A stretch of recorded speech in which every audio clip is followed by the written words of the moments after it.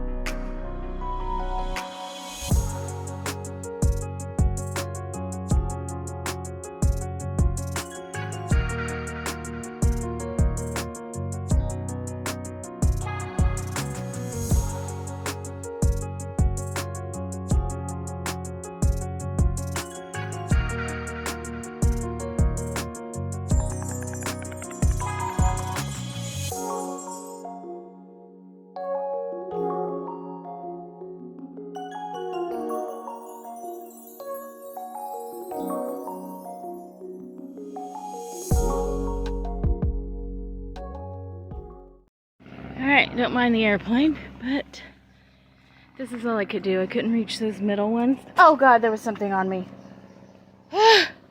Sorry.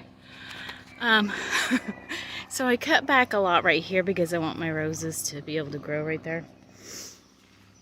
And like I said, I couldn't get that top, but it looks pretty good. Let's walk around it. And I did up in here a little bit. I didn't get all the dead grapes off though.